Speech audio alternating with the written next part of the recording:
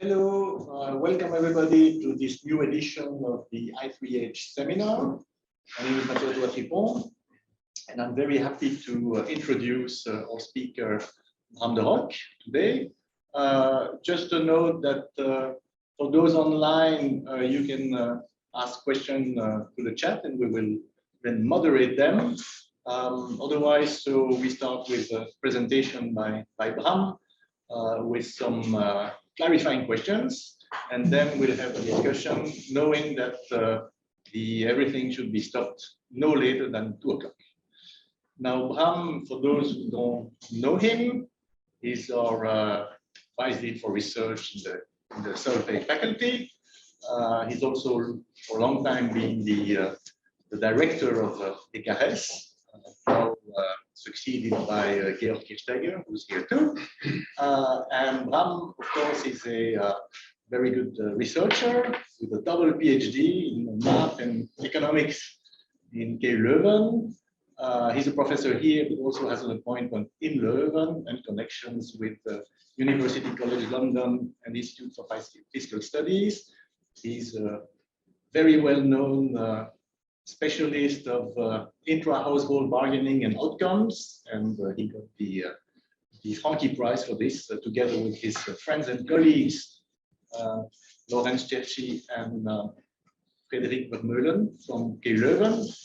And among the things he's been doing was this book, Some Reflections about Well-being in Belgium, faut-il, pour être heureux, and he will enlighten us about the health implications of all this.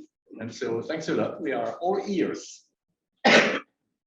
Thanks, Matthias. Thanks for your kind words. So last week I kept on postponing making this presentation.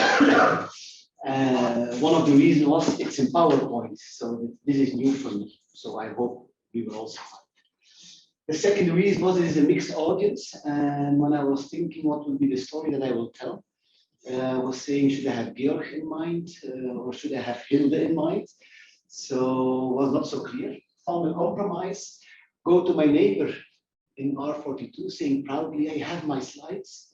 The first question asked, is it about causality or correlations? So I will pretend everything is causal, but it's all about correlations. I will not have historical data here. So I have one cross-section of a very recent year, 2016, in econ that's quite recent. Not about causality, not about models. Okay. So we wrote a book, as I will show in a minute, where we try to reach out to policymakers and the general audience. And so that's why Matthias asked me to talk a bit about the book. He says that would fit to the topic. Domenico, you're not allowed to correct me. So I will talk a bit about measuring well-being. You have to click on the slide. Excellent. Yep. So, as we all know, well-being has many dimensions, so I should not explain it to you. Also, not to the people in medicine, they all know that patients are not unidimensional, so that's the same. Okay. But if I talk, so after the Frankie Prize, I have to go to general audience a lot. And so if I write it, it's often about taxation, inflation, beating the stock market. And so economists do more than that. So well-being, many dimensions. For me, and so to please Matthias, it will be income and health because it is I3h. And so we are two-dimensional, income and health. Okay. And so, of course, we have to look at both simultaneously, as we all know. Income is an easy one to use for policymakers because income is measurable in theory, the practice that's harder, but it is measurable. And we can think of, let's take €1,000 of rent and give it to beer. Again, that's doable. And so income is often used, but we all know that this is a proxy for all the other things. And so for this book, we got a lot of money from Belgium to gather data in Belgium where we say well-being has many dimensions. We would like to have all dimensions surveyed for the same individual. Okay, so in Belgium we have a fantastic budget survey. So you know a lot about expenditures. We have good time use surveys from the VAD, so we know a lot about time use, but not to get. We have great silk data. We have a lot of details on income, but not together with expenditures. And so the idea is a bit to have multiple dimensions for the same individual. Moreover, as you know, well, the people in econ should know, I care a lot about individuals. I care a lot about heterogeneity across individuals. So I would like to have individual information. So another thing that I will stress in a minute that is novel about the data is that we sent an interview to families in Belgium, and they interviewed all the adults in Belgium, in that household. Sorry. All the adults in Belgium is a bit suspicious. All the adults in that house. So why is that important? Well, if I go to the time you serve at the VB that I just mentioned, and they would come to Bram and Michelle, very important to survive my talks, that you remember that Michelle is my wife. If you come to my household and Michelle opens the door, says, okay, I'm willing to collaborate, then the interviewer will ask, how do you spend a typical week? How many hours do you work, free time, etc. And then the interviewer will say, what do you think? How does Bram's typical week look like? And so the standard data will have either no individual data or individual data like this. So Michelle answering for me, my time use.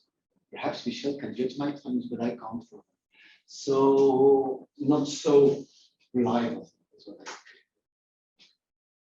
Last thing, it was good that Gear is close to me, it's rational, but at least there are preferences. I think it's important to acknowledge that we all have different preferences.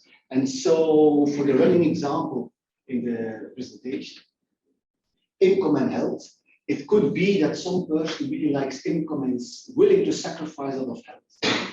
It could be another person saying my health is everything and I'm willing to accept that I have a low income and anything in between. Okay, so that's what I mean with preferences. We have different views on life.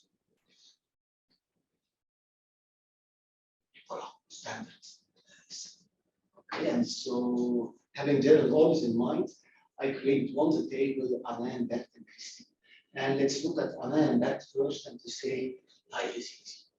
I have 3 dimensions here: income, health, job satisfaction. That's not so important. I told you we'll look at income and health.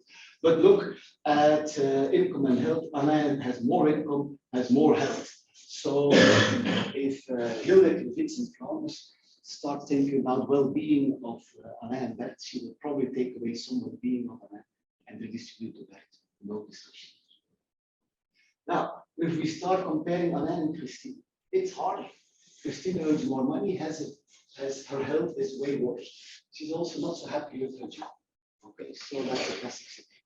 Should we take away some of the health of Alain to give it to Christine? Some of them will say, hey, are you crazy? She's already richer, and now we'll give her health. Or shall we do the opposite and take away some of her income and give it to Alain? But then you can say, hey, you should better spend it on her health. So I'm typically, and my students as well, are typically executive for the medical in this dimension. So we have measures, we have objective information, we see choices, based on that we do stuff. Okay, now if I go to Hilde, which I tried with the book, but she just wrote thank you. She will say, I said all that, she will say that's beautiful, Bram, which Alain, Bert, and Christine, but that's not useful for me. If I would like to do stuff, I need to make a ranking of people. I need one-dimensional measures that's better. If you can't provide that, I will just focus on income or just focus on health. Okay. So there's a lot of papers on how to create one measure. Okay. A popular one, and so especially that's fit for today, is the happiness question, the life satisfaction question. Why do I say it's very appropriate for today? If I go to the hospital, luckily it was my kids. Yeah, selfish. And you come there, you're in pain, they will ask you, give me a score between 0 and 10. How much pain do you have? 10, the worst you have ever had, 0, no pain at all. And so you give a subjective measure. You say, my pain is 7. And then say, we'll give you a lot of painkillers because you're in pain. Okay. So we thought in econ, we can also use that. We just ask, how happy are you today? How satisfied are you today? Again, the score between 0 and 10. So it's subjective. You give the answer. It's one-dimensional. I aggregate everything up. So if I'm very unhealthy, I could say I'm not satisfied. If I have a lot of money, I could say I'm satisfied. So it's very personal. respects your preferences, it's subjective. Roland Crochet online asks about age. So I guess it means, imagine that Alain is younger than Christine. Yeah, that all matters. So all the covariates matter. They will enter now and then, but I will mainly focus on explaining ideas. But you're right. Age, being single, education, these are all covariates that will matter a lot for you. And there's also for the policies related. Okay, so Alain Bert answered their happiness question. So Alain says 6, Bert says 6, 8, and Christine says 7. Okay, so first of all, on purpose, of course, the ranking is again different because now all of a sudden Bert is best off. Okay. By the way, this will be confirmed in half an hour down the road by the data. So there are some people that we really label poor in all objective measures that say from themselves, actually I'm quite satisfied with that. So my main claim, you can forget all about what I will say today, but to please as well indirectly. So there's a happiness professor in Flanders promoting that happiness should be the new policy measure. That's a bit crazy. So please remember that. Because happiness, if you realize you will get money from this, That's manipulative. Yeah, absolutely. Of course, absolutely. So I really And it depends on which one you compare. So that's already partly solving it. So happiness, so just a detailed comment. Happiness could work slightly better, not to govern policy. It's easy to gain it. But if I would ask happiness all the time to Bram, then it's on already more comparable. And then it's always Bram. If I say we ask it to Georg and Bram, Georg is very optimistic, Bram is very pessimistic, Georg will always give a higher score than me. Okay, that's by default. So that's true.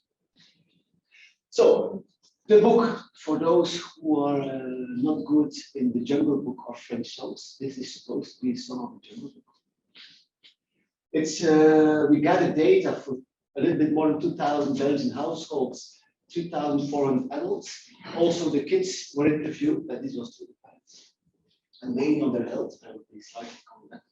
It was representative for Belgium. It was a huge pain to collect that because we really had to go to these households. We were very ambitious, plus several times since we needed to see all that. The data is unique in the world. I have to be careful. There are no data people here. Since if I say this to Belsport, immediately people jump on me and say, oh, but this data also do this. What's unique is that I will have data individual level, several dimensions at the same time. If they don't buy it yet, there are also 3 ways of measuring well-being. So one of the ideas of the project is to compare several measures of well-being, like happiness, like objective. If you would like to use the data, we might. Yes, many university students have used it already. So the book is also published in Dutch, and the idea of the book was we would like to reach out to Hilleke in Flanders, but so to Belgian policymakers. So of course, you're good Belgians. We wrote exactly the same book in Dutch as in French, and Philippe already recognized the title. It's a song of Anne Christie. I cannot say the voice is way too high. Voilà. So for every individual, we have measures of the 7 dimensions, as I already said. For every adult. Now, what's also unique is we will have objective and subjective measures. So objective means arbitrary, so then I can make it poor or not. Subjective is happiness, but I will also talk a bit about equivalent income. So that's the 3rd measure, of which Francois is a huge fan, not to collect references, but just to measure. By the way, health can be both objective, like heart rhythm, temperature, and all that, and subjective, pain, psychological happiness, and all this kind of stuff. So I will label it objective here, but in that definition that you just gave, it's actually subjective. So it's not based on doctors or whatsoever. It's people saying give yourself a score on many dimensions, including your mental health. So that's all about pain, but that's also subjective. Okay, now this book written in 1819, I think, data collected 1617. Book written 1819, proudly represented everywhere. proudly I've sent it everywhere in Belgium as well. But I can confirm my experience before. It's not so easy if you don't know your way around. So if you need a book, just tell me, there are copies. But I also presented it to audience like I3h and so why don't you write it in English? Since it's kind of cool data, having developed the dimensions and the several ways to compare. So it's also published in English. We were out of songs, so more boring title. And if I was thinking about the roadmap for today, I have 3 different set of results. So I will pick a bit of results. So the book is one long list of results. I was looking for the name. There is this Easterlin paradox. Easterlin paradox, where your income increases. So if you are at the top of distribution, you're happier, but if your income increases, you don't get happier. I forgot to put the name there, but it will come. Okay. So you will see indeed that there's a plateau. But also when you compare countries that are at the bottom have a problem, but so here is one cross section for Belgium. I'm only looking at Belgium, but you will see that for the very poor, income will matter a lot for their happiness. But then, as soon as you have enough to survive, almost impact anything. So that's it. Because when you use these quantitative measures, you will fall into this kind of paradoxes automatically, since you're converting at one level. What the happiness score. Yeah, exactly.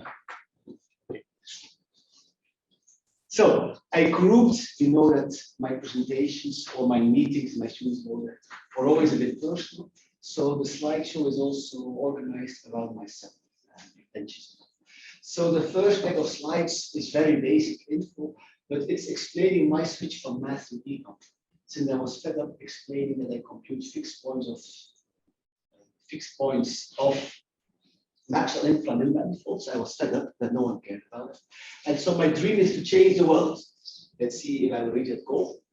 I still have 20 years to work, so I still have time. So some motivating statistics that told me I should change the topic.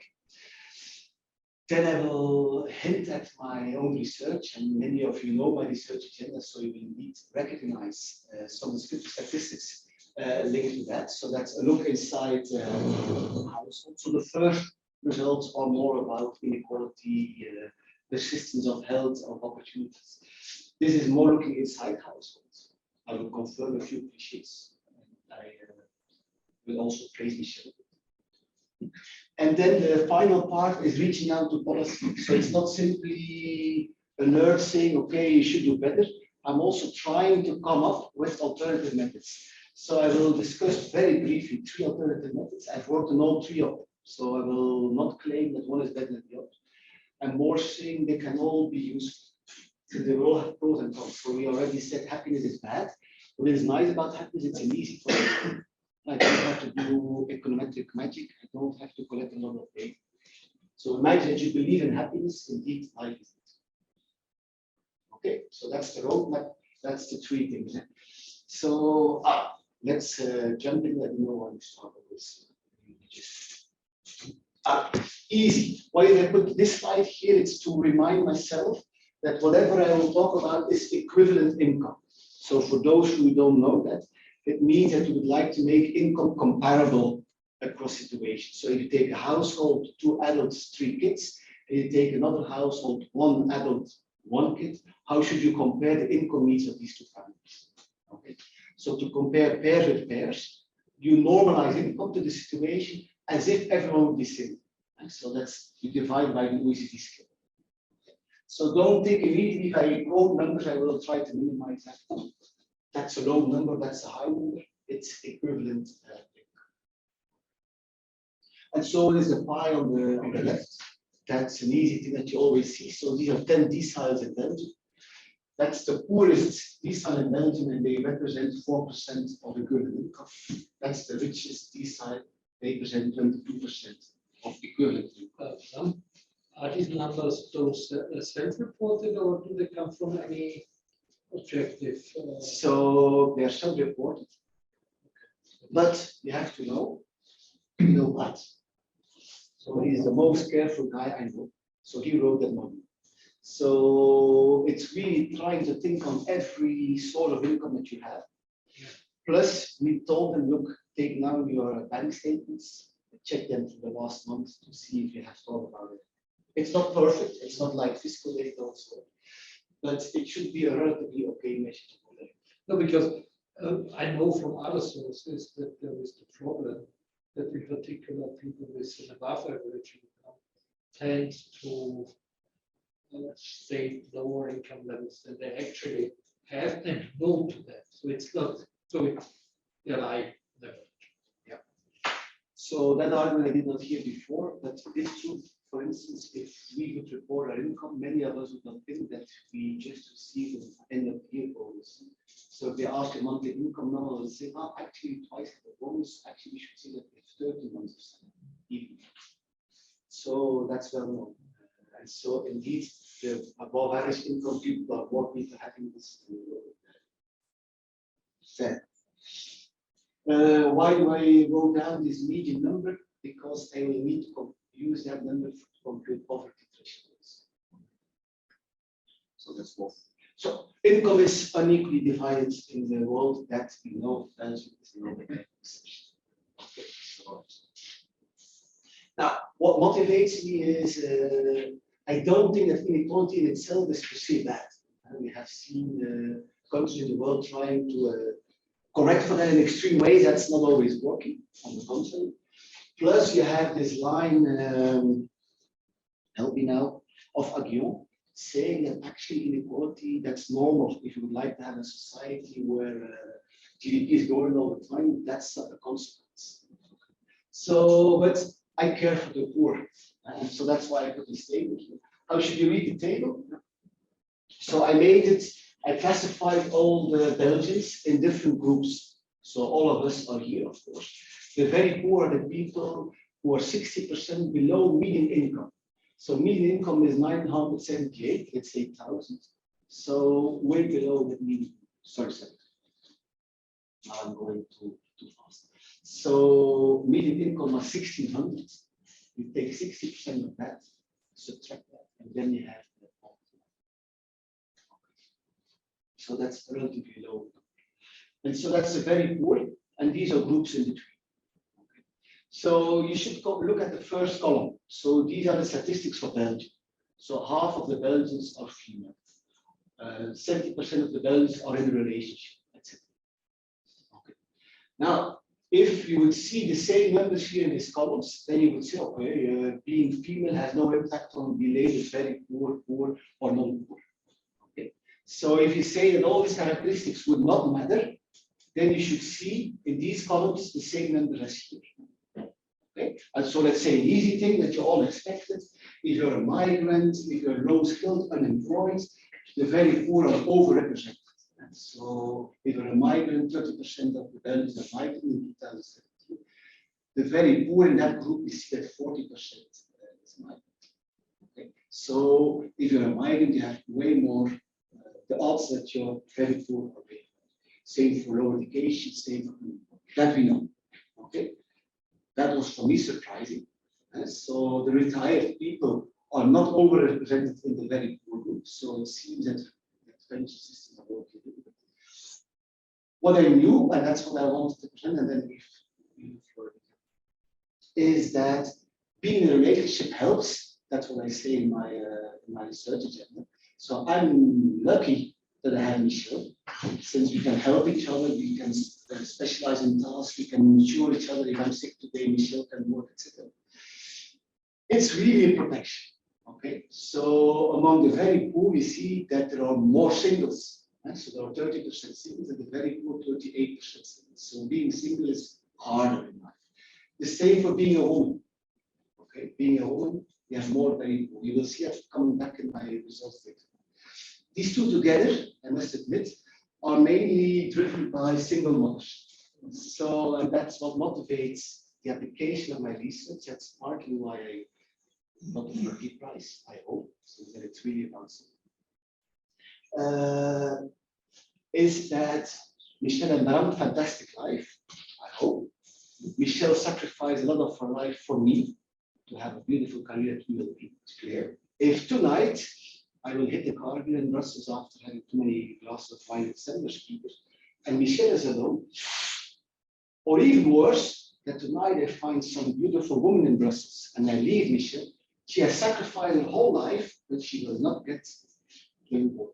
And so currently in Belgium, we're discussing about who is entitled to group insurance. So these big end of career bonuses that you get in private companies, or my pension as a civil servant. So today I take that. That's a personal thing. You could say that's not actually fair. Stop, big help. What's the difference between very poor and vulnerable? Question one. Question point two. Retired, you don't need income to be at ease, because if you saved a lot, you have very low income, but you can live comfortably. So indeed, this is what I call poor here is standard, but it's only about your monthly income that you get. So for them, it's pensions. So that's all right. They could be much richer, so then the number would be even better. Here it's below 60%, here it's between 60 and 50, here it's between 50 and 30 or something of median income. I mean, that's something like this. Okay. Philippe, you also wait, or do you at one point look at interactions? Because being female and in a relationship can be different than being male and in a relationship, or being male and not in a relationship. So indeed, so I refer to single mothers. Actually, I have to be a little bit more precise. Single mothers with older kids, which are more costly. Of course, you all know, I will show this in a minute as well. Why is it so hard for singles? Because the share in your budget of the fixed costs, electricity, internet, renting, heating, is way too high. And so, of course, as single, you have to pay the whole burdens. So also the kids. So the kids. Yes, we look a bit at it. So, especially for Hilde and friends. So I guess they know. I didn't know the results. I have to admit, I'm not a healthy economist. But so another dimension here is on shadow of the past. So what do you see here on the graph? So here you see a score between 0 and 100. So we give a questionnaire to mother or father, typically mother, you have to fill in the health of their kids. Okay, so it's on 5 different dimensions. So that's what I said before to Matthias. It's self-reported.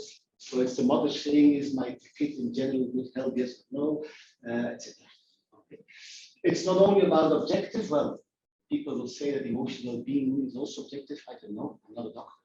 But you could also say if you feel unhappy with your life, and show it. And so based on these categories and based on the questions, you each time get a score between 0 and 100. Sometimes I will aggregate 5 scores and I will simply say it's health. Sometimes I have more disaggregated with okay. Good. So what's the difference between the colors? So the difference between the colors is these are here, the blue bars are kids with a low educated father. That's it. Orange. So low educated means you didn't finish high school. What do you do with single mothers? So then it's the head of the house. So Head of household. You see, but much too much. He hates the word head of the house. So it's very poorly defined. But so someone responsible. Yeah. So the blues did not finish secondary school. The what color is that? Purple. What do you call it? Purple have some higher education, some high school, university, and the orange category is in between. Okay. So this is from the father, and so you see that the health of these kids follow quite a different pattern. So you see that each time goes up. Let's say here more or less stable, but for the other categories, having a low educated father, apparently you don't have the same opportunities. Now, there are enough smart people here, or people jumping around. That's true. You could say this low education is a proxy for other things. The only thing I would like to say is that, indeed, if you have a parent with low education, it could be that you don't have the same opportunities as kids. Isn't the question about the emotional well-being is actually a question of how good are you as a parent? I mean, Therefore, it's not surprising that you do not see anything there. I mean, this is. Could be that it's part of the question, but there are also questions, have you ever been to psychiatrist? Okay, that's a bit different, more, that's a different. different story, but, And we typically, for example, for education of the children, what counts often is the level of education of the mother. Yeah. So have you asked about what level you don't grasp with mother's level of education? Yeah, we have, I don't have the graphs here, but we asked info, so it's easy. Okay. So this links, so we have seen that there are poor people in the world, and so I would like to help them. That's my personal motivation. I see shadow of the past that what parents have done, what parents have reached in their life has impact on kids. And so for those who know my research, I'm working as well on how the parents can find money and children. So that will come back to the next slide. Okay. I will skip that slide. It was just saying there are multiple dimensions. So consumption we already talked a bit about. So income, but we also have consumption. Health we've talked about. We also asked your house. Is it well connected to public transport? Is it far from your job, etc. For your job as well. And so we have many dimensions. And so for each person a data set, we can make a graph like this. Let me skip that. So what I just showed you is some style aspects based on one dimension. Except for this slide here, you don't need my new data set.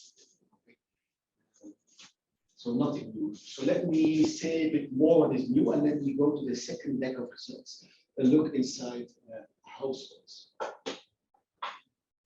I will focus on two-parent families. I hope that in Brussels I can still do that. But the last time before Corona I presented similar stuff like this, people started making fun of it. So that's why I looked it up in my data set. So I'm talking about half of the population. So I wrote in the RC proposal. Sorry, now I've got them two anecdotes. It's time for a mental break. Okay. So first, my seminar in Sussex went wrong because of my obsession that two-parent families are important, and two-parent means for me father, mother. And so the guys started saying, hey, do you know there are also father-father families? Very important for my models typically even. That's one. The other anecdote is I wrote in the RC grant, but a lot of feedback from UK group. Basically, they said to stop father, mother. We have to think about non-binary people, males, females. So everything has to be in these neutral terms, which drove me a bit crazy. Anyhow, half of the Belgians are still living in a two-parent family. Okay, and so that means at the time we surveyed them, that household is saying, yes, there are two parents living here under the same roof. is this half of the households or is this half of the people? And when over half of the adults? Everyone. So it should be, we added all these bars, you have the whole of Belgium, so there are singles here, other for every. And so you will see unmarried couple with children, married. Okay. So it's adding up these. Okay, so I have to admit the share is decreasing. It's now way more divorces, so everything is more fluid. So that's fair. You mean married couple with children, even if it's a stepfather or stepmother? It's a couple and children in the same house, right? So why do I focus on that? Because 15 years ago, Lawrence came to my office saying, can we solve the easy system of equations? It took us 6 months to solve it. Okay. But so it's methodological and empirical challenging to focus on these families. So here knows that I love Pareto optimality, but Pareto optimality means that we know the individual preferences, that we know the individual consumption, individual times, etc. Typically, we don't have this data. Typically, we'll know how many beers Bram and Michel consume, but not how many by Bram and how many by Michel. And yes, she gives the data. Okay.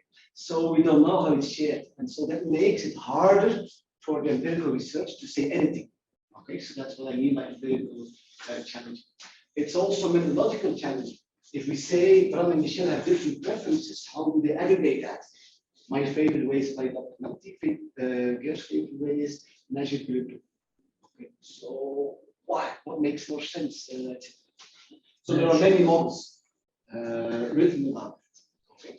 Now, what I wrote here is, it means if I think that this is important, it's not because of half of the Belgians are living in two-parent families. It's because I look at this kind of questions. Okay, so I'm not solving all problems. I'm not saying migrants. I'm not saying single parents. No, I'm saying, okay, how important is insurance aspects? And so Maria is working on observing shocks to the primary earner. Well, if you're a family, how well does that work? Specialization of tasks. So if you raise a kid together, can it be that Michelle does all the raising and Bram all the work in the labor markets? If not, okay, the answer is it's not.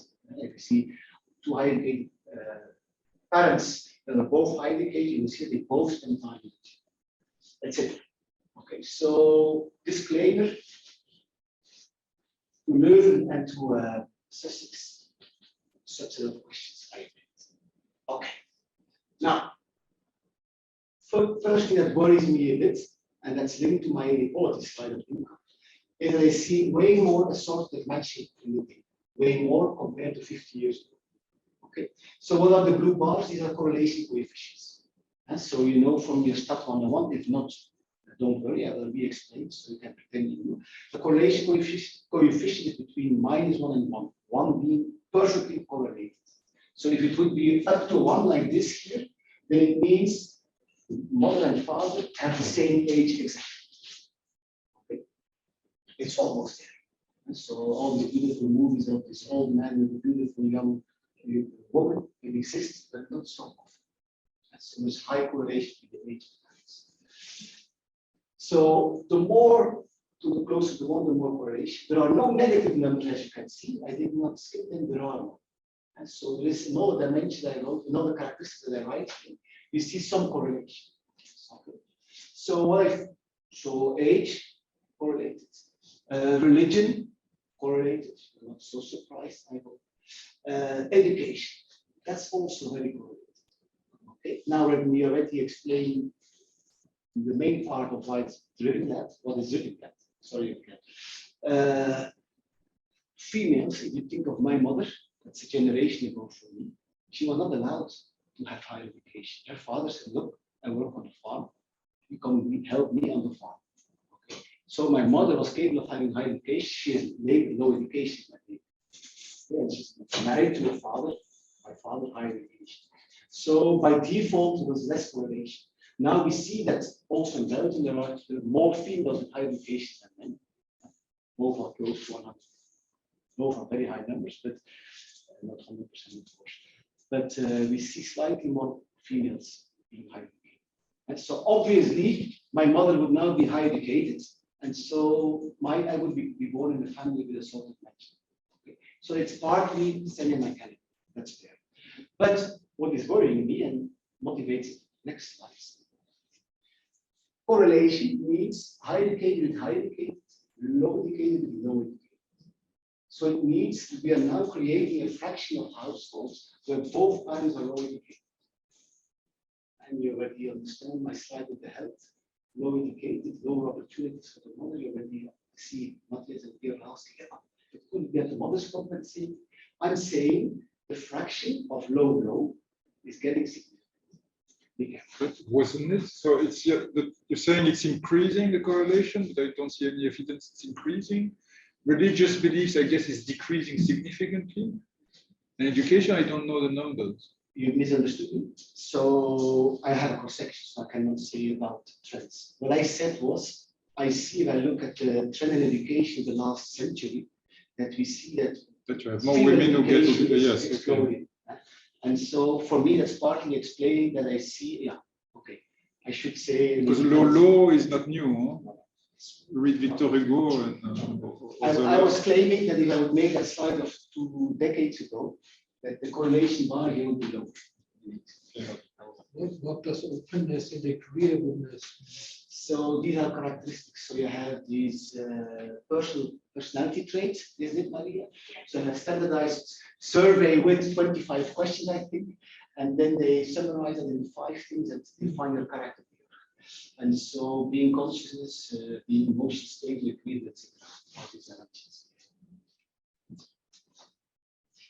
The funny thing is that the hourly wage is has so much lower correlation with education. So what do you see wage? Hourly wage, Yeah. I have stories for that. So my I have many stories for that. So that's a part of the population takes a degree just to find a partner.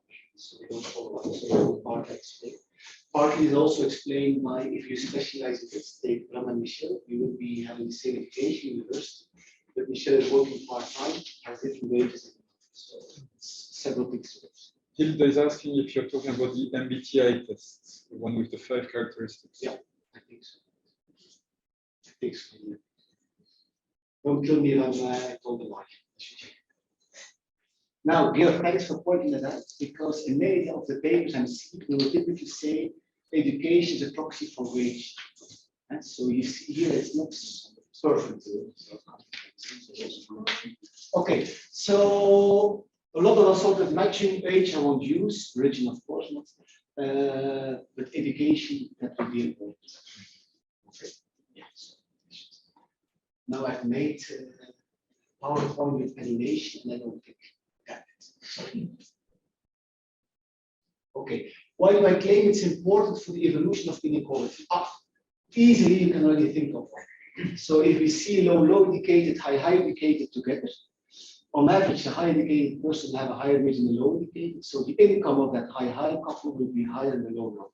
So automatically we'll have more income inequality. That should be into it. I will focus on children. Okay. So to make another point, so I work on models, not as ambitious as in the book. I work on models where I say well-being of Bram is driven by money and money and time. Okay, so our basic labor is time. Yeah, leisure have consumption. And so the well-being of children, it's the same. And I would like to know if children have the same opportunities. So I would like to know how do parents spend time with the kids, money on the kids. Okay, so that's a bit what I'm saying here now. If I did not present the slides before that to you, that's amazing. If I did, sorry, I would make the same. Okay, so first, that's how much time you spend on the labor market. So me as human being, taking the train, etc. That's the first part. And so that's Bram and Michel having the classic argument. I work much more than you, Michel. Look at my blue bar. It's way higher than yours. So that's the men.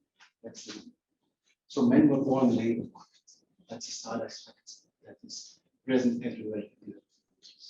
Okay, and so then Michelle is frustrated, rightfully, because for childcare and household tasks, her bar is way higher. Okay, so I confirm the stereotypes, classic stereotypes. Men more pay labor, women more household chores. Okay, now if we add up all this, that's what I like to say to Michelle. Look, my bar is still higher than yours. Now, between us, I can be honest. Typically in countries we see this. So in most developed countries, you will see that the orange bar is slightly higher than this bar. I don't know why. Here it's different. So we're talking. Philippe, you know it. On the market paper, I know. It's typical common I get from the kind of school. So that's equal, not higher. Yeah. Except in Italy. That's what he said. let's call it equal. So in total, more or less, this. Okay. So what's important for the majority of the models that I see, so the more the labor supply models, they will not make this distinction. So they will say whatever you don't work on the labor market is leisure.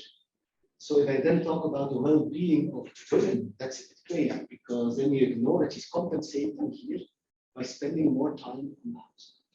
Okay. And so why do I call it compensating? Because if Michelle takes care of the kids, I also benefit. Same with the kids. Okay. So this is a better measure than we would like to talk about. Yeah. Okay. So now I zoom in a bit on these low, high educated families. So on the left, you see women, on the right, you see men. I have the same education categories with the same colors. So blue is low indicated men and women, pink high indicated, orange in between. And so what do I see? If I eyeball the trends for men and women, it's the same. Okay, if you have more education, you are more on the labor market.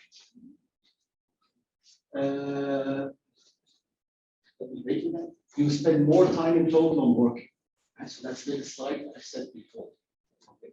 What is a bit different is that you see that the high indicated women outsource a bit of their household costs. They take in leads. That's not so surprising. And you see that these men, they don't change a lot. They want to spend a lot of time in the household. What I like about this slide is this here, is that you see that although these women work more, they spend more time in this. And so here that's broadly defined. So it could be leisure activities, it could be school activities, it could be reading a book. On purpose, it's including all that because the literature, and I barely understand, the doctors will know much better, is saying that this is all important for raising a kid. It's not only helping, it's school. So mothers spend more time. Fathers. Okay, of course, I'm looking at averages here, but if I would compute this on household level, we will see 5-6 hours per week more spending on kids in a high family versus a low family. So if you think of it, that's a huge number. Okay, part of it is me driving down to soccer or Anna to a lesson. Fair enough. But still 6 hours more a week. And so I could look at this in two ways. I could talk to Hilde and the burnouts, saying, okay, Hilde, not you, Hilde. Hilde, you could say you want that Bram is always working more, high education, longer, etc. You also want me, schools, to help my kids more, homework, etc. This can be too much. So you really do the high burden of the high education. Second, and that's a bit the story of today, I say that these kids that are born in high have not advantage, but only probably have better genes. You know that there is some that you inherited the genes of your parents, but also your parents spend more time. Okay, here we need a lot of models in low conflict. So some will say, you know, they can't help the house with their homework. And so that's what I do. Or the opposite, Bram realizes it's effectively does it. It's worth investing in. Whatever, I don't think it's fancy. I'm just documenting that there's a time use a lot of big things. Go ahead. I'm surprised that it's only 40 weeks for low educated women. So what is the rest? It's Total hours. Total 40 hours. No, this number is a bit low because there are way more unemployed here. So that's why you have to. So it must be that this is trying with that. So looking for a job is considered as not doing anything during this basic. You say that high educated people have a harder life in terms of course, it doesn't take into account the fact that their job may be much less unpleasant. Yeah, true. Plus, thanks, Matthias, for the input. We also have incentives, even if it's equally pleasant. Here, I present how we spend our money. So I told you it's time and money. So here I present how we spend the money. It's a different labeling. So the orange quartile is the 25% poorest people in terms of expenditures, and the blue are the richest people. Okay, so just look at the figure. You will see if you go from for each category, if you go from left to right, that the bars get high. Yeah, you go from left to right. These are rich people. They spend more across all categories. That's not a spectacular science. Okay, so if you look at total expenditures, you could say that's a proxy for their income. If they will spend all their income. Then there's a big difference. Okay. The second thing, we all know that, but it's not so bad to remind me for that. It's what I call public expenditures. That's your fixed cost actually. So that's your rent, that's your heating, that's your internet, etc. That's your down payment for your loan. These are all what we call public expenditures. Look. No matter how high the bar is, you always see a number between 50 and 60%. So that's the share of your budget going to that.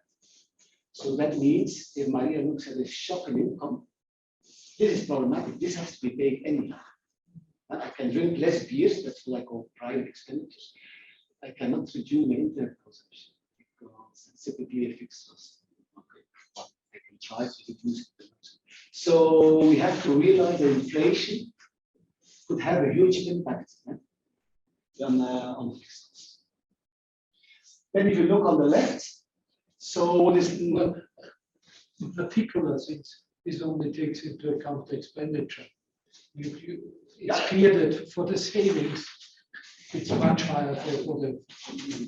so what Kieran is saying rightfully, there should be a fifth category here saying savings, and then all these numbers would be different. Because the orange bars will have no savings, actually, majority of them has savings, while the blue bars have savings. That's true.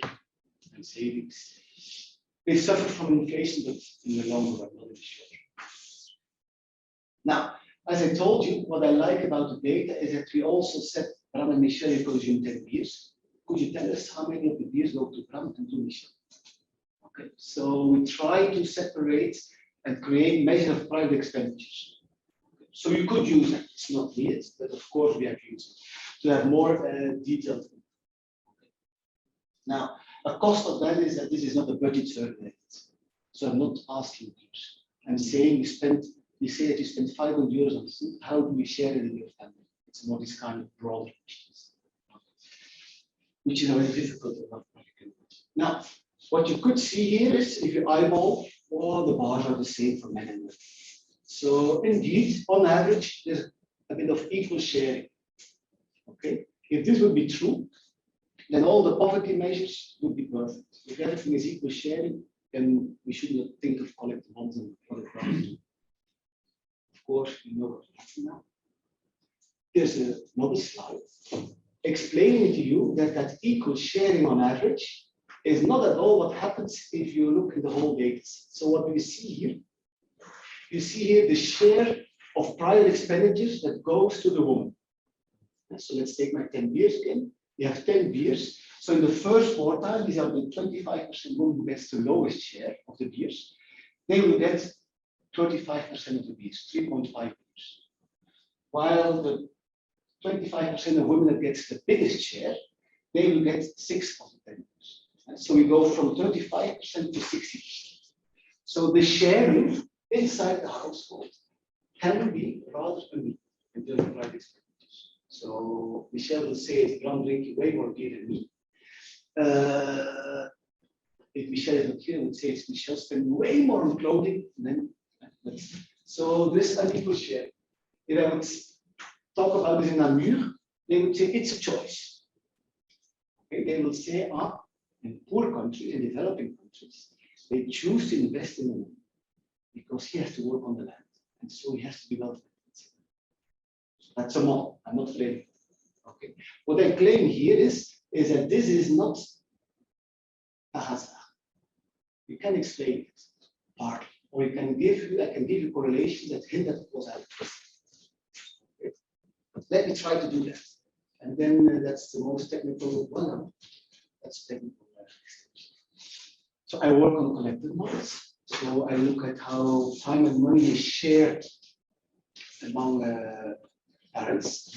So if you see a dot here, that is one family in my data set. Okay, so I take one of these families. And I compute the share of the woman. Now, share of the woman here means it's the value of the time, so the value of our measure, plus all the beers that she drinks. Okay, so it's a kind of, in fact, would be here, you would kill me, it's some kind of weird measure of saying how much is spent on it. Okay. And so on the x-axis, you see the income of these families. So what I see here on this slide, this is a slide from my quote after the he likes that income is not explaining the woman. It's not if I go from poorer families to richer families that I see a pattern in the data. They're everywhere. That's what I see. Okay. Now, if you do the same exercise, so the orange are still the share going to the woman. Here you see a clear pattern. What is X value? It's saying who is earning what. So the one means mother and father have exactly the same income. If I go up to the one, the share is more or less 50. Okay. If you go to the right, that means the woman earns more than the man. The dots go on. So her share of what she attracts goes up. If you go to the left, it's the opposite. Okay. Now the smart cook is in the middle. Say, oh, it's mechanical. Leisure is there. What's the value of leisure? It's the wage. It's not true. If I kick out leisure and do the same in beers, it will be the same. Okay. I see two things here. The spread is way lower, so we're way closer to each other. Strong correlation to wage ratio. It's Belgium is not. We have this in all the countries. Even in poorer countries, if we have an idea of wages, which is a challenge, of course, but apparently that matters. Who earns what matters for how income and time is divided. So, okay, so all my models. In the beginning, I was trying to say, okay, challenging. Can you say something on that? Now I'm saying, can I explain this? Okay, and so that's how I think of marriage markets. So the current rationale in the literature is Sorry, just to understand this, what you call wage rate is the ratios of the wage rate. Yeah. So the rationale in this literature now is saying, so take this household here where the woman earns much more than the man. If she threatens to divorce, she knows, okay, my outside option is not so bad. I have a high wage, so I could survive on my own. Or it could be easy to find a new partner. While here it's the opposite. So the negotiation, the outside option. That's a bit the idea. Okay.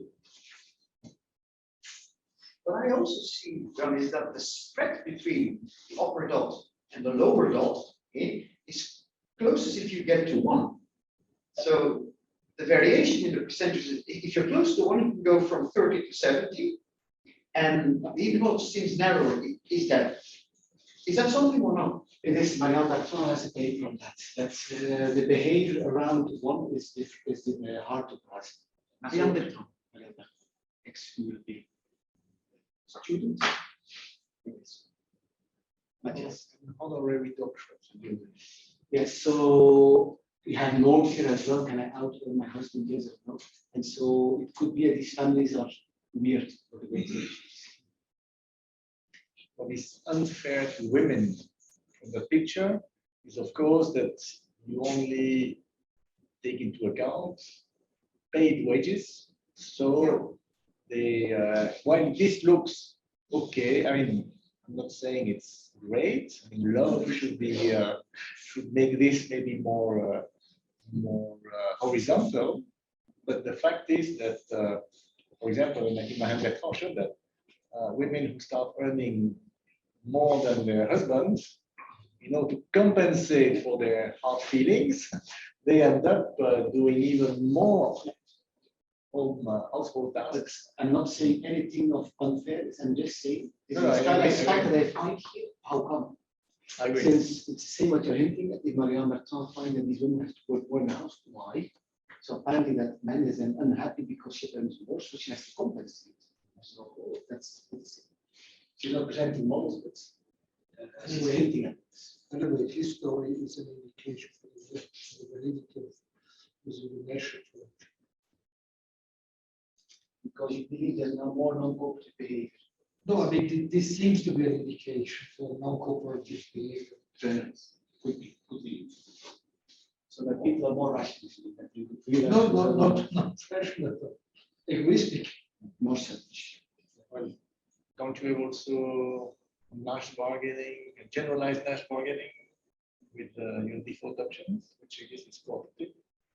Yeah, this is cooperative game theory, but that's true. But I'm talking about the measure of bargaining, non-cooperative. But anyhow. Okay, 5 minutes left. The thoughts, take off so a bit more. We have half an hour. We're including Oh. questions time. Okay, so why I became an economist, why I'm doing what I'm doing. Now, me trying to policymakers, and it's now the domain was not allowed anymore. He's more specialist than mine. So I've worked a bit in all 3. So I have worked with Guillaume Perrieux, so who finished his PhD this year, on this happiness and using this. Sophisticated correlations. Of course, my main work is on objective info, preferences, choices.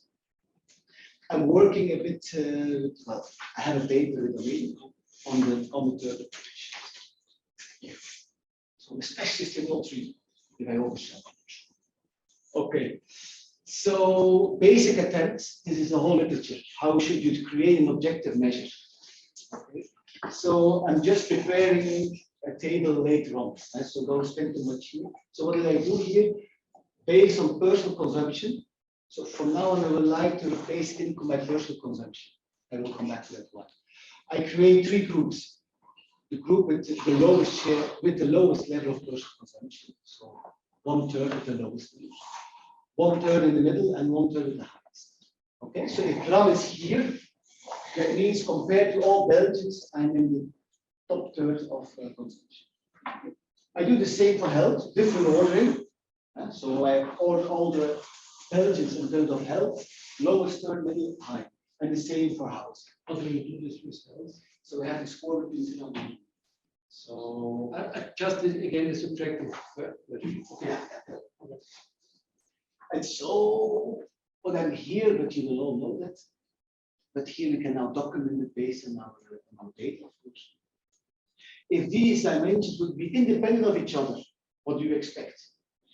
Okay, well, you expect that if these would be independent, I have 27 combinations, so 1 over 27 is the number you expect. That's 3.7%. So you see that in the well-off, there's quite some correlation. What worries me more is that for the people in the lowest categories, there's strong overrepresentation. It's the double of the number you expect if it would be independent. Of course, we know lower income is typically also lower health, and bad housing is all correlated. And so it's stating that that's what we call cumulative implication. And so what you will see is that what I've already anticipated, so that in the group where everything is low, that you will see a lot of them. So now the difference is even higher than what I said before, just looking at the group. It's saying if you look at the 3 dimensions together, on objective measures, you will see that almost 60% of women are in the low and low. So 60% of those in the low category are women. Yeah. Because That's something very different. But so indeed, you should compare to the 50%. It will be randomly distributed. And being single, it's the same. So in the relationship, so all the singles are here, and the people in the relationship are all over. Okay, so this risk insurance sharing of income is quite important. Okay. So basic thing, I know that you can do much better than doing accounting approach.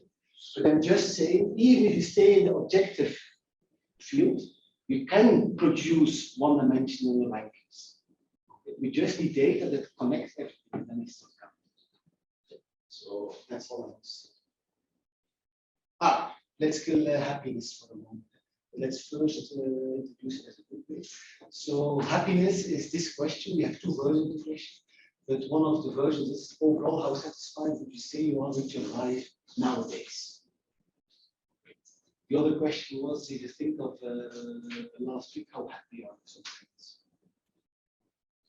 And so you get this distribution.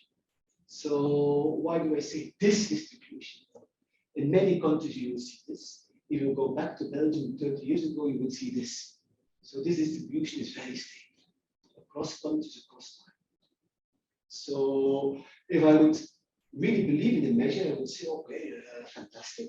Since the average is 7.3, so high distribution, more than half of the people have 8 or more. Life is good. What I find a bit puzzling is that this is not changing over time. So it's already indicating that this is a bit of a weird measure. If you think of, or not. Yeah, if you think of other countries, if you think of 40 years ago, it's hard to say that you don't have more opportunities now than 40 years ago. So, Marjorie has a question. Go ahead. Marjorie.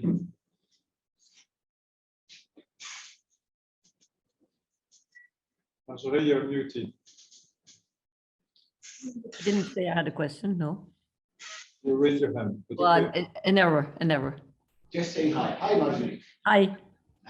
So it definitely measures something, this happiness.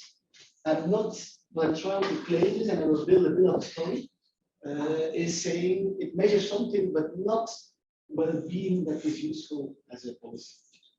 Okay, so that's the one thing. It's the same pattern across countries, history, Eastern paradox. That's also a bit what Mika was hinting at before. Okay, so on the x-axis you see income, what you have, so how much you can spend. Here you see the answer to that question. Okay, now you can't barely see it, but this is the poverty line, so 60% of median income. And so you see on the left of the poverty line a huge load. So the people with almost no money, they really say, okay, we are not so satisfied with their life, and a little bit more money makes a huge difference. 1 point. But if you go to the right, there is some action, but let's say it's flat. Bram, if you said your previous picture is stable over time, stable over countries, can be good news, can be bad news. But what if you would change the question instead of asking overall and do so on a consistent way? If the question would have been over those years, instead of overall, how satisfied would you say you're with your life? And you would replace the question by how has your satisfaction improved over the last 5 years? Would that give you more information? So there's a whole literature on that and reformulation. Some of them work, some of them don't. The most successful one that's working is that you ask the same question every year. And so then you could build up a bit on that and say, look, last year you said 8 and now you say 7. What you must have happened, yeah. Yeah. So that's it. Focusing on the deltas and on the, let's say, the growth potential. Yeah. And what literature would that be? You know? Happiness. So if you Google happiness, what's the name of the guy in Paris? Yeah, Andrew Carr. There's a lot of work on that. So income, I like to say it's stable. Why do I say that? Because Levi Annemans, the happiness professor, has a few data points here where it goes down. And so he has a whole storyline saying, you see, the very rich are actually less happy. I don't think that this is positive, but this is. So I have the same slide for health. Okay, so of course, the healthier you are, the happier you are. It's obvious. You also see the same as here. If you're in very bad health, zero is linear there. So in very bad health, that has a huge impact. Notice the scale is very different here. Okay, so if we talk about what is happiness measuring, health is apparently very important. So I take this slide here as motivating that actually health is an important dimension in people's life. And typically my one-liner is, and it's appropriate in the timing of the year, what do we with each other in January 1? Not a lot of money, but a lot of health. So indeed, health seems to be one. And they are measured the same way, it's the same people. Yeah. Yeah. So many people are close to between 80 and 90 in terms of health.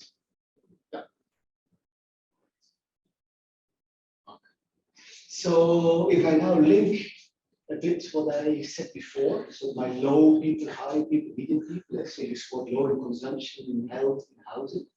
So the low, these are we discussed before. I now put in these 2 columns their happiness score. Okay, so our logical intuition would be, objectively speaking, these people are in the lowest tertile, is that the lowest tertile in all 3 dimensions. So it's fair to say that they are not in the best. They should not be that happy. Well, you see that 9% of them give themselves a score 9 to 10. So some of them say, okay, actually I'm satisfied. What I find more surprising is that these people, in objective ways, are in the top category in all 3 dimensions. 72% of them say, oh, it could be better. Okay, so I call that puzzle. In objective measures, we really know that you're among the best part of the Belgian population. But for yourself, you say, oh, I'm not so satisfied. Okay. One storyline could be this last point. So that there are people here who say, actually, my mother was sick, didn't work. My father was unemployed, I have a stable job. I'm only a cleaning lady, but I have a stable job. I'm happy. Or the opposite here. My father was a professor, my son fails school, and he said, okay, I didn't make it in life. So I see no other examples. So that could be one storyline. I'm not getting it, but yes. Or you want to say the same? I don't know, when you say objectively poor people are satisfied, I would say very, very few objectively poor are satisfied. So That's why indeed I start here. It's could simply be optimistic people. That's on the next slide. That should not be corrected. So we should see the opposite. well, it's, you know, money can buy you love, huh? Yeah. So the philosophers Beatles said. True. That's also true. Okay. And so that's what I hinted at if I talked to Gil before. So we have personality traits. And so if you ask people, the people in all dimensions except for being extrovert or not, apparently you should give a higher score. And here the same, if you're emotionally stable, you give a higher score. So that question is very personal. And if Gil is always optimistic, he will always give a higher score than that.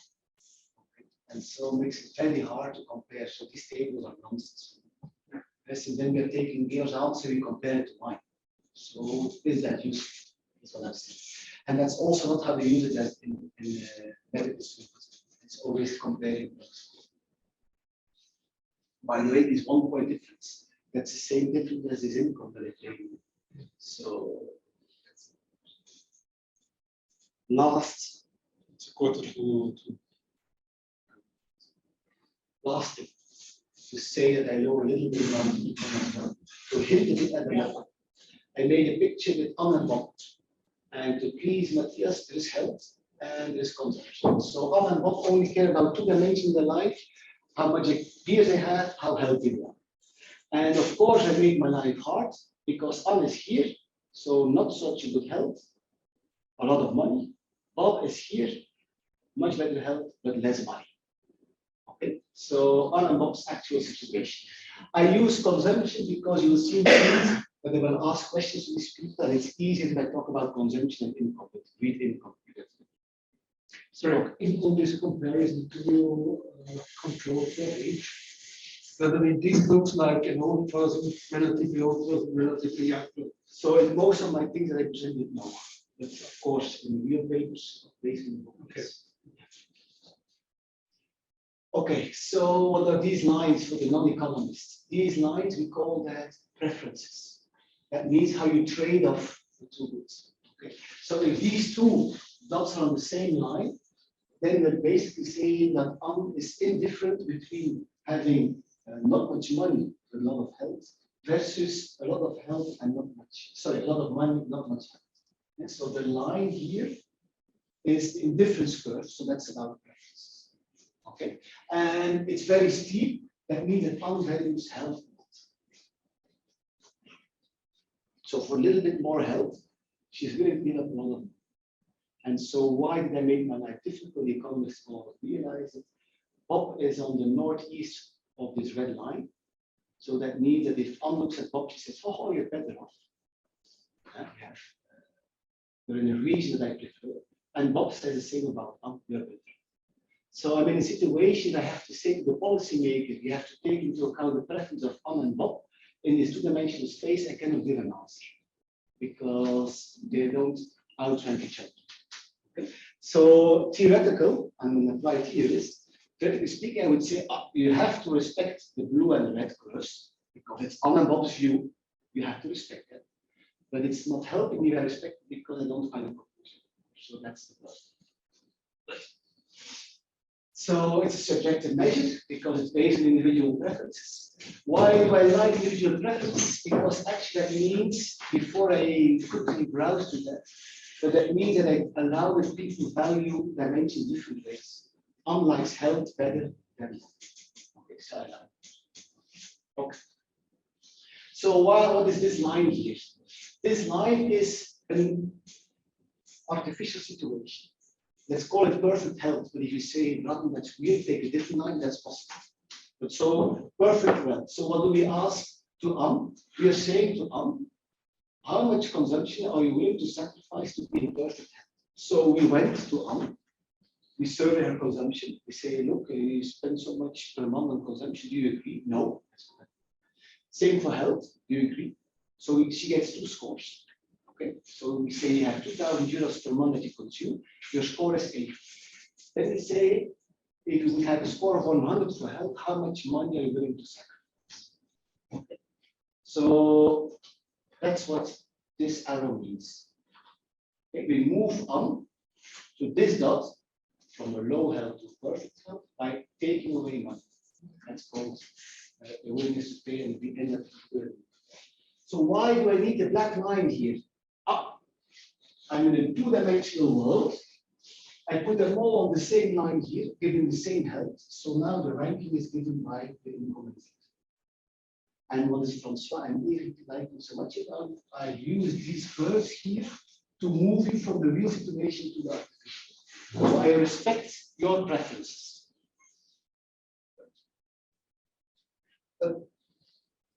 Yeah, we're here trading off consumption and health, and I do understand, of course, the idea of the difference curves. Yeah, my point is that there is that on which and how your indifference curves look in terms of consumption versus health depends on the status of your health. Because my indifference curves might completely change if I have a cancer diagnosis tomorrow. Yeah. So I explained a bit the method. So let me jump to what Philippe is asking. So indeed, I took the population here in Belgium based on the health score. So here are 10% people with the lowest health, and 10% with the highest health. And so you see that their willingness to pay is high. That's not what you said. You were more saying, can you really measure that? That's true. That's one of the challenges in the literature. If you ask Bram, I don't have a score of 100, I have a high score. How much are you willing to pay for a higher score? Actually, I have no idea. Okay, so that's true. That's about measure.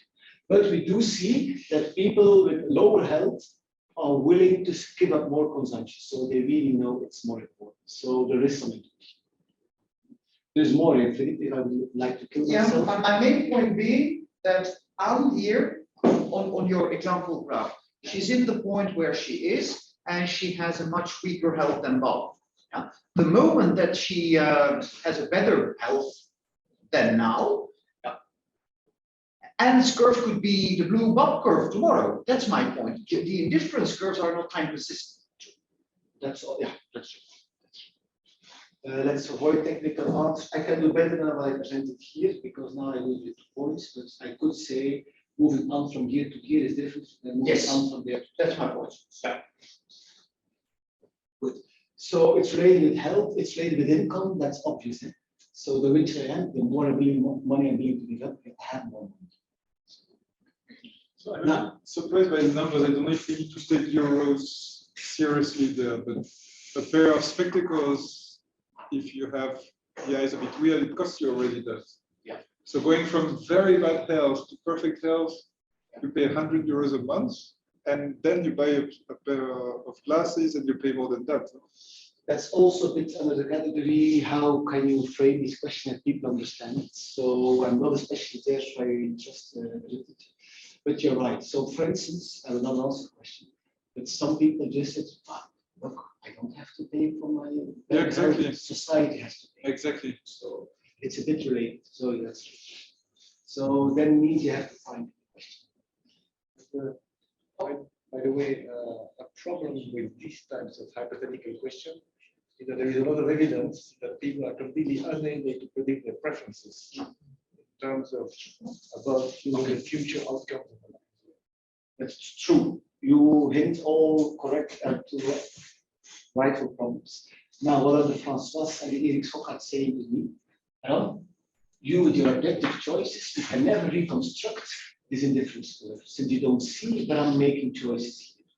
So we're in a situation where it's hard to construct individual cases. So you have to be creative in terms of data. That's points all over. So one last table. And you're smart, so you know what to do.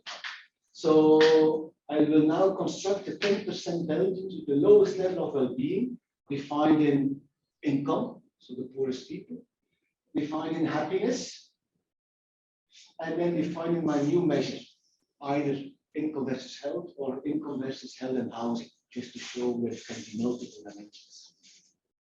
So if I do it based on happiness, so the 10% value, the lowest level of happiness, have on average 740 euros personal consumption. So that's beer. So, and an average health is 50, just as a benchmark. If I jump to the 10% poorest people in Belgium, of course, the personal share of consumption is way low. They spend all their money on the fixed costs. So they're the really poor guys. Their health is actually much better than here. Okay, so that's a bit what we have seen before, the objective measure the happiness. So for this dimension, health is very important. It's not about it. Okay, and about all the other things I've said. And then in between, what will happen in between? There's a trade-off between health and your money. So you will see that these people have more personal consumption, so they're not so poor as these guys, and their health is slightly worse. Okay, so behind the scenes, what you see is that we ask these people, what do you find more important, this or this dimension? Okay, so that's what the preferences are doing. So again, do I claim that this is bad? Yes, but do I claim that these others all have virtues? Okay, so it's a bit mixed. But I'm on time. I think I can't see so much. Good. So I've told you that well-being has many dimensions, you know that. Okay, it should be at individual level, and that I like to pay preference. That's it.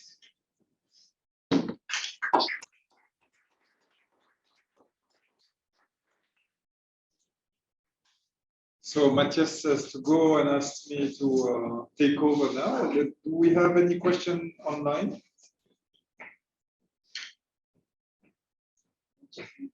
I don't see much. Questions on site? And there's a lot you need to digest. Yes, yeah. So I was wondering about, and we talked about that a lot, transitory shocks versus permanent shocks. So you said I look at my health dimension, that looks pretty ugly, so health matters more. But typically health shocks are temporary or happen at some point in time. And then you have these permanent shocks, but you adapt to, you can be very happy and you lost your legs, but 20 years ago, and so you got used to that and you're happy again. And so maybe what's reported is this contrast between I was in good health last year, now I have this very negative shock. I'm very unhappy, and then I'm better again. And so the last column you mean? Yes, I'm a bit skeptical about the fact that health matters more, because if you spend your entire life poor, or if you are very unhappy for 1 week because you got run over by a car and your leg is broken, it's not the same thing. But so how do you take that into account? So we don't, since you're right. So we say, look, that's your current situation. Now answer if you're happy or not. So if indeed you just heard half year ago you have cancer, so then this will make you very unhappy.